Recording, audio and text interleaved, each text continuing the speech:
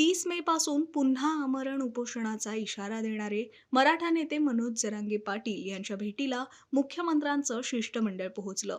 जरांगेंनी केलेल्या भेटीच्या आवाहनानंतर भाजपचे आमदार प्रसाद लाड अंतरवाली सराटीत पोहोचले.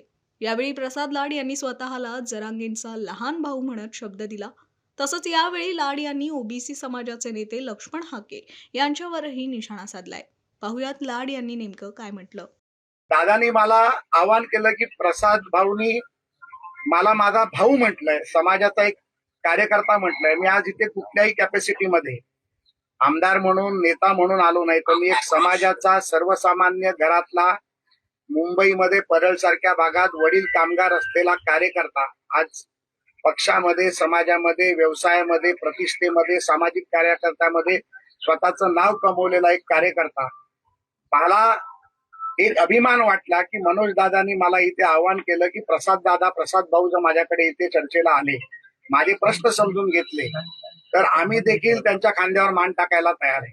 आणि मग एवढा मोठा माझा भाऊ जो समाजाचा आज दैवत झालाय, त्या समाजाच्या दैवताने ज्या वेळेला मला आवाहन केलं आणि त्यांनी 23 तारीख मला दिली, तर मी 22 तारखेला येणं पसंत केलं की कशाला दादाला एक दिवसासाठी देखील थांबवायचं. खरं तर दादा मी कालच येणार होतो, परंतु माझे काका काकू दोघेही फार सिरियस आहेत हॉस्पिटलमध्ये, त्यामुळे मी काल त्यांच्याबरोबर हॉस्पिटलला थांबलो, म्हणून काल येऊ शकलो नाही. म्हणून काल रात्री मी छत्रपती संभाजीनगरला आलो. आज तुम्ही जे मला आमंत्रण केलं, त्या आमंत्रणाचा मान सन्मान करून मी आज तुमच्याकडे चर्चेला आलो. माझ्या मनामध्ये प्रसाद लाड म्हणून, एक मराठा समाजाचा कार्यकर्ता म्हणून, एक मराठा समाजामुळे मी आज जो आमदार झालो किंवा जे काय झालो, आणि तुमच्या नेतृत्वामुळे आज या राज्यातील नव्हे तर देशातील समाजाला जो मान मिळाला, एक तर तुमचा मला वैयक्तिक सत्कार देखील करायचा होता. तुमच्या मनामध्ये माझ्याबद्दल जर कुठला द्वेष असेल तर तो मला दूर करायचा होता. आणि समाजाच्या काही विषयामध्ये आंदोलन करत असताना काही विषय मांडले जातात, काही विषयाची सरकारकडनं ग्वाही दिली जाते, त्यामध्ये काही विषय अडून राहतात. ते अडलेले विषय काय आहेत आणि ते माझ्या माध्यमातून एक मुंबईमध्ये एक सामाजिक कार्य करत असताना, नेतृत्व करत असताना, सभागृहामध्ये नेतृत्व करत असताना, माझ्या माध्यमातून आपल्याला अजून चांगली काय मदत होऊ शकते, आपले विषय कसे मिटू शकतात, आपल्या विषयामध्ये मी तुमच्या दूताची भूमिका करू शकतो का, या सर्व विषयाला घेऊन दादा आज मी तुमच्या आमंत्रणाला मान देऊन मी इथे तुमच्याकडे आलोय. आणि तुमचा फार सन्मान करून पुन्हा एकदा सांगतो की प्रसाद लाड आज तुमचा लहान भाऊ म्हणून इथे आलाय आणि तुमचा लहान भाऊ म्हणून सातत्याने तुमच्या बरोबर सातत्याने उभा राहील, हा देखील शब्द मी तुम्हाला दिला. आणि त्या शब्दावरती मी काय, दादांच्या 7-8 मागण्या आहेत असं मला गंगाधरजी काळकुटे साहेबांनी सांगितलं. त्या 7-8 मागण्या मी दादांच्या समजून घेणार.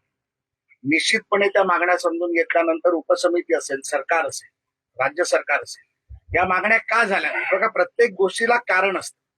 काही गोष्टीमध्ये कायदेशीर अडचणी असतात, काही गोष्टींमध्ये फॉलोअप हा विषय असतो, काही गोष्टींमध्ये कोणाचा पाठपुरावा न झाल्यामुळे झालेलं असतं. पण दादानी सांगितल्यानंतर मी आज दादाला विनंती करायला आलोय भाऊ म्हणून की तुमच्या मागण्या तुम्ही मला सांगितल्यानंतर मला जर तुम्ही काही काळ दिला तर त्या काळात मी त्या तुमच्या मागण्या पूर्णत्वाकडे नेण्यासाठी 100% प्रयत्न करेन. मी माझा एक शब्द देखील सांगितला होता, या मागण्या पूर्ण नाही झाल्या तर मी माझ्या आमदारकीचा राजीनामा देईन आणि तो समाजासाठी देईन, कारण मी समाजाचा कार्यकर्ता आहे. पहिल्या जातीसाठी माती खायला मी तयार आहे. आज मराठा समाज हा देशामध्ये सगळ्यात मोठा समाज आहे. आज 7 कोटीपेक्षा जास्त लोक मराठा समाजाची इथे आहेत. लोक आमच्या आपापसांमध्ये भांडणं लावायचा प्रयत्न करतात. आज मी दादाला भेटायला आलो तर कोणतरी काहीतरी बोलायला लागलं. असं आहे की एका भावानी 2 भावांमध्ये भांडणं असतात. एका भावानी लहान भावाला बोलवल्यानंतर लहान भावानी येऊ नये, ही आपली मराठा समाजाची संस्कृती नाही, प्रथा नाही. आणि आज जे संस्कार या देशावरती आहे ते मराठा समाजाकडून आलेले संस्कार आहेत. छत्रपती शिवाजी महाराजांनी दिलेले संस्कार आहेत, माता जिजाऊंनी दिलेले संस्कार आहेत. आपण प्रत्येक संस्काराचं जेव्हा नाव घेतो तेव्हा छत्रपतींचं नाव घेतो. आणि या छत्रपतींचा मराठा, या मराठाच्या संघर्षामध्ये मला जर दादांमुळे खारीचा वाटा उचलायची संधी मिळत असेल, त्यांनी अनेक आंदोलनं केली, अनेक उपोषणं केली. मी आता दादांना विचारत होतो त्यांच्या तब्येतीबद्दल, त्यांनी मला सांगितलं उपोषणामुळे त्यांची तब्येतही बिघडली. मला वाईट वाटतंय बोलताना, माझ्या डोळ्यात अश्रू येत आहेत की एक कार्यकर्ता स्वतःचा जीव जाईपर्यंत जर एवढा मोठा संघर्ष करू शकतो तर आमच्यासारखा कार्यकर्ता त्याच्या मागे का उभा राहू शकतो. आणि मग हे करत असताना त्यांचे जे प्रश्न आहेत ते प्रश्न सरकार दरबारी नेऊन कुठे अडले आहेत, न्यायिक प्रक्रियेत कुठे अडले आहेत, कोणाच्या दरबारी अडकले आहेत, ह्या सगळा विषय मी सरकार दरबारी निश्चितपणे नेणार आणि दादा बरोबर त्याचा भाऊ म्हणून याच्या पुढे त्याच्या संघर्षात, त्याच्या कामात, त्याच्या कार्यात मी सातत्याने राहणार. आणि मी दादाला विनंती करायला आलोय. नेतृत्व येतात, समित्या येतील आणि तुम्हाला विनंती करतील, सर्व आहे. पण आज एक लहान भाऊ म्हणून तुमच्याकडे आलाय आणि तुम्हाला विनंती करायला आलाय की आजच्या या उन्हाच्या काळात, पेरणीच्या काळात आपण हे आंदोलन मागे घ्यावं आणि मला तुम्ही एक संधी द्यावी. आणि ती संधी जी तुम्ही आणि मी आतमध्ये ठरवू, जो वेळ तुम्ही ठरवू, तेवढ्या वेळेत मी वेळोवेळी तुम्हाला आता भेटत राहीन. मला देखील संभाजीनगरला यायचं, आपण त्यामुळे संधी द्याल. तुमच्या शेतातली ड्रॅगन फ्रूट खायला, सरपंचाच्या ड्रॅगन फ्रूट खायला मी येईन आणि आपण चर्चा करू. आणि मला वाटतं की आता हत्ती गेलाय शेकूट राहिले, हत्ती गेलाय शेकूट राहिले आणि दादाचं आंदोलन हे यशस्वीच झालंय.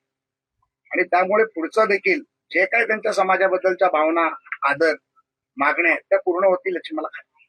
आणि जर मनोज दादाचा लहान भाऊ जर एवढा मोठा झाला असेल, आज एक लिस्टेड कंपनी चालवत असेल, आर्थिक दृष्ट्या प्रबळ असेल, तो दादाच्या आव्हानाला मागणीला मान करून इकडे येऊन त्यांच्याशी बोलत असेल, तर मला वाटतं मनोज दादा, हाके साहेबांचं मला नाव माहित नाही, हाके साहेबांना यावरती कुठलंही पोट शिडोड होण्याचं कारण नाही. आम्ही समाजासाठी करतोय. मी मगाशी म्हटलं जातीसाठी माती खायला तयार आहे. मी समाजासाठी लढतोय. हाके साहेबांचा पण कुठला गैरसमज असेल, त्यांनी मला बोलवलं, त्यांचाही गैरसमज मी दूर करीन. पण माझ्या समाजाच्या संघर्षात, समाजाच्या आंदोलनात, समाजाच्या विषयात दादांबरोबर उभं राहून दादांचं जे मनामधलं जे दुःख आहे, किंबहुना त्यांचे जे विषय आहेत ते पूर्ण करण्यासाठी मी काम करीन. त्यामुळे हाके साहेबांनी देखील त्याचा गैरसमज करू नये माझी त्यांना विनंती. तुम्हाला काही मराठा कार्यकर्त्यांनी धमकीभरी फोन देखील केलेले होते, तेव्हा ताब्यात घेण्यात आलं. धमकी बरे फोन हे अनेक महिने, अनेक वर्ष येतात, परंतु त्या गोष्टीकडे फार काही मी लक्ष देत नाही. काल मी छत्रपती संभाजीनगरमध्ये आल्यानंतर मला अनेक फोन कॉल झाले. काही लोकांनी, मी ज्या हॉटेलमध्ये रामा इंटरनॅशनल मध्ये राहिलो होतो त्या हॉटेलमध्ये घुसण्याचा प्रयत्न केला. पोलिसांनी त्यांना ताब्यात घेतलंय. आता मी एसपींशी बोलल्यानंतर मला लक्षात आलं की ते कार्यकर्ते देखील मराठा समाजाचे आहेत. त्या विषयावर देखील मी दादांशी बोलीन की ते कार्यकर्ते कोण आहेत, काय आहेत मला माहित नाही. पण त्यांनी अवाच्य भाषेत माझ्या आईवरनं मला शिव्या दिल्या, माझ्या आईला शिव्या दिल्या. अरे तू देखील मराठा समाजाचा कार्यकर्ता आहे. तुझी आई माझी आई काय वेगळी आहे का? आम्ही जिजाऊला आई म्हणतो, मग माझी आई आणि तुझी आई वेगळी आहे, तू माझ्या आईला शिवाय देतो, तुला लाज वाटली पाहिजे. डोळ्यामध्ये पाणी येतं असं विचार करताना. मी त्याला शिव्या देऊ शकलो असतो. मी परळमध्ये लहानाचा मोठा झालो आणि अनेक गोष्टी आम्ही पाहिल्या. शिव्या देणं फार सोपं असतं, पण ज्या वेळेला ते हृदयाला ठेचून जातं ना, ते दुःख सहन करणं फार कठीण असतं. आणि मी कशासाठी आलो इथे? मी समाजासाठी इथे आलो.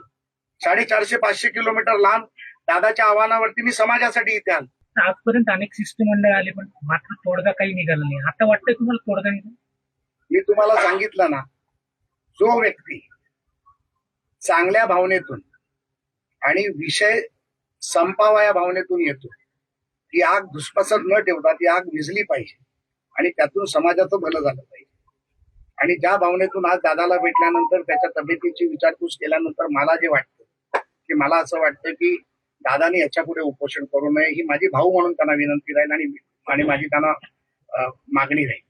त्यामुळे यापुढे त्यांना आंदोलन करावं लागणार नाही, या भावनेतून मी काम करेन.